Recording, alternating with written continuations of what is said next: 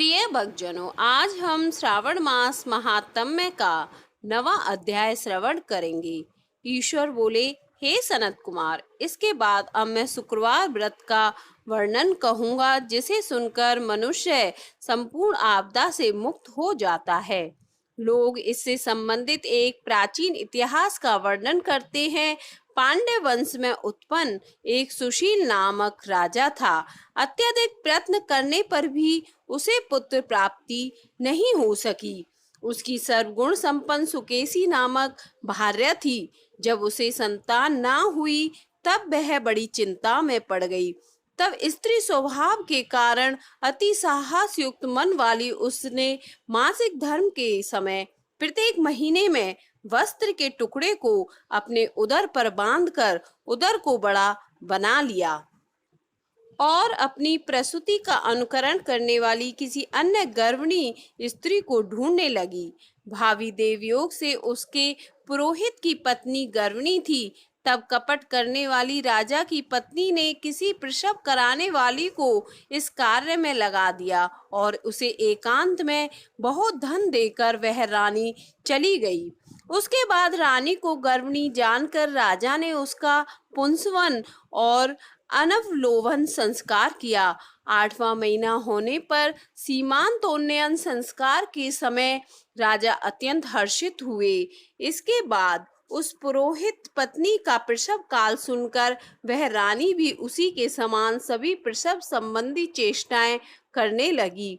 पुरोहित की पत्नी चूंकि पहली बार गर्भवती थी, अतः प्रसूति कार्य के प्रति वह अनभिज्ञ थी और केवल प्रसव कराने वाली दाई के ही कहने में स्थित थी। तब उस दाई ने पुरोहित पत्नी के साथ छल करते हुए उसके नेत्रों पर पट्टी बांध दी और प्रसव के समय उसके पैदा हुए पुत्र को किसी के हाथ से रानी के पास पहुंचा दिया। इस बात को कोई भी नहीं जान सका। उसके बाद रानी ने उस पुत्र को लेकर यह घोषित कर दिया कि मुझे पुत्र रत्न की प्राप्ति हुई है। इन सब के बाद दाई ने पुरोहित की पत्नी के आंखों की पट्टी खोल दी। दाई अपने साथ मांस का एक पिंड लाई थी और उसने वह उसे देख लिया। फिर उसके सामने आश्चर्य तथा दुख प्रकट करने लगी कि यह कैसा अनिष्ट हो गया और कहने लगी कि आपने पुरोहित पति से इसकी शांति जरूर करवा लेना। कहने लगी कि संतान नहीं हुई कोई बात नहीं, पर तुम जीवित हो यह अच्छी बात है। इस पर पुरोहित पत्नी को अपने प्रसव के स्पर्श चिंतन से बहुत संदेह हुआ। ईश्वर बोले, राजा ने पुत्र जन्म का समाचार सुन जात कर्म संस्कार कराया और ब्राह्मणों को हाथी घोड़े तथा रथ आदि प्रदान किए। राजा ने कारागार में पड़े सभी कैदियों को प्रसन्नता पूर्वक मुक्त करा दिया। उसके बाद राजा ने सूतक के अंत में नामकर्म तथा अन्य सभी संस्कार किए। उन्होंने पुत्र का नाम प्रियव्रत रखा। हे सनत कुमार, श्रावण मास के आने पर पुरोहित की पत्नी ने शुक्रवार के दिन भक्ति पूर्वक देवी जीवंतिका का पूजन किया। दीवार पर अनेक बालकों सहित देवी जीवंतिका की मूर्ति लिखकर पुष्प तथा माला से उनकी पूजा करके गोधूम की पीठी के बनाए गए 5 दीपक उनके सम्मुख उसने जलाए और स्वयं भी गोधूम का चूर्ण भक्षण किया और उनकी मूर्ति पर चावल फेंका और कहा, हे जीवंती, हे करुणार्वे, जहाँ भी मेरा पुत्र विद्यमान हो आप उसकी रक्षा करें। यह प्रार्थना करके उसने कथा सुनकर यथाविधि नमस्कार किया। तब जीवंतिका की कृपा से वह बालक दीर्घायु हो गया और वे देवी उसकी माता की श्रद्धा भक्ति के कारण दिन रात उस बालक की रक्षा करने लगी। इस प्रकार कुछ समय बीतने पर राजा की मृत्यु हो गई। तब पितृभक्त उनके पुत्र ने उनकी पारलौकिक क्रिया संपन्न की। इसके बाद मंत्रियों तथा पुरोहितों ने प्रियव्रत को राज्य पर अभिषिक्त किया। तब कुछ वर्षों तक प्रजा का पालन करके तथा राज्य भोग कर वह पितरों के ऋण से मुक्ति के लिए गया जाने की तैयारी करने लगा। राज्य का भार वृद्ध मंत्रियों पर भक्ति पूर्वक सौंपकर और स्वयं के राजा होने का भाव त्याग कर उसने कार्पटिक का वेश धारण कर लिया और गया के लिए प्रस्थान किया। मार्ग में किसी नगर में किसी गृहस्थ के घर में उन्होंने निवास किया। उस समय उस गृहस्थ की पत्नी को प्रसव हुआ था। इसके पहले षष्ठी देवी ने उसके 5 पुत्रों को उत्पन्न होने के 5वें दिन मार दिया था। यह राजा भी उस समय 5वें दिन ही वहां गया हुआ था। रात में राजा के सो जाने पर उस बच्चे को ले जाने के लिए षष्ठी देवी आई। जीवंतिका देवी ने उस षष्ठी देवी को यह कहकर रोका कि राजा को लांघकर मत जाओ। तब जीवंतिका के रोकने पर वह षष्ठी जैसे आई थी वह वैसे ही चली गई। इस प्रकार उस गृह स्वामी ने उस बालक को 5वें दिन जीवित रूप में प्राप्त किया। ये लोग इतने प्रभाव वाले हैं, यह देखकर उस गृहस्थ ने राजा से प्रार्थना की कि हे राजन, आपका निवास आज के दिन मेरे ही घर में हो। हे प्रभु, आपकी कृपा से मेरा यह छठा पुत्र जीवित रह गया है। उसके इस प्रकार प्रार्थना करने पर करुणानिधि उस राजा ने कहा कि मुझे तो गया जाना है। तब राजा गया के लिए प्रस्थान कर गए। वहां पिंडदान करते समय विष्णुपद वेदी पर कुछ अद्भुत घटना हुई। उस पिंड को ग्रहण करने के लिए 2 हाथ निकल कर आए। तब महान विस्मय युक्त राजा संशय में पड़ गए और पुनः पिंडदान कराने वाले ब्राह्मण के कहने पर उन्होंने विष्णु पद पर पिंड रख दिया। इसके बाद उन्होंने किसी ज्ञानी या सत्यवादी ब्राह्मण से इस विषय में पूछा। तब उस ब्राह्मण ने उनसे कहा कि ये दोनों हाथ आपके पितृ के थे। इसमें संदेह हो तो घर जाकर अपनी माता से पूछ लीजिए, वह बता देंगी। तब राजा चिंतित तथा दुखी हुए और मन में अनेक बातें सोचने विचारने लगी। वे यात्रा करके पुनः वहां गए जहां वह बालक जीवित हुआ था। उस समय भी उस स्त्री को पुत्र उत्पन्न हुआ था और वह उसका 5वां दिन था। वह जो दूसरा पुत्र हुआ था उसे लेने रात में फिर वही षष्ठी देवी आई।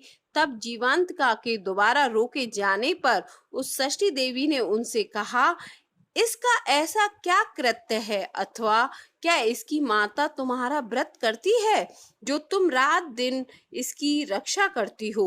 तब षष्ठी का यह वचन सुनकर जीवंतिका ने धीरे से मुस्कुराकर इसका सारा कारण बताया।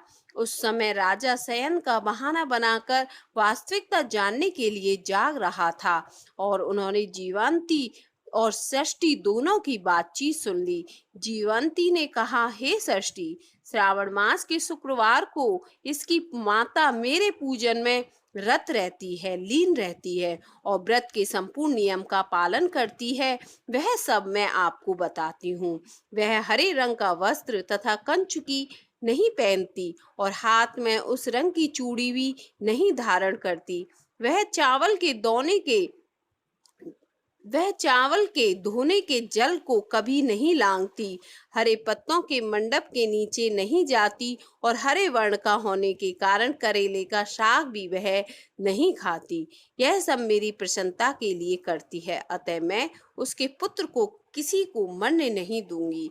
यह सुनकर राजा प्रियव्रत अपने नगर को चले गए। उनके देश के सभी नागरिक स्वागत के लिए आए। तब राजा ने अपनी माता से पूछा, हे मात, क्या तुम जीवंतिका देवी का व्रत करती हो? इस पर उसने कहा कि मैं तो इस व्रत को जानती भी नहीं हूँ। इसके बाद राजा ने गया यात्रा का समुचित फल प्राप्त करने के लिए ब्राह्मणों तथा सुवासिनी स्त्रियों को भोजन कराने की इच्छा से उन्हें निमंत्रित किया और व्रत की परीक्षा लेने के लिए सुवासिनियों को वस्त्र, कंचुकी तथा कंगन भेजकर कहलाया कि आप सभी को भोजन के लिए राजभवन में आना है। तब पुरोहित की पत्नी ने दूत से कहा कि मैं हरे रंग की कोई भी वस्तु कभी ग्रहण नहीं करती हूँ।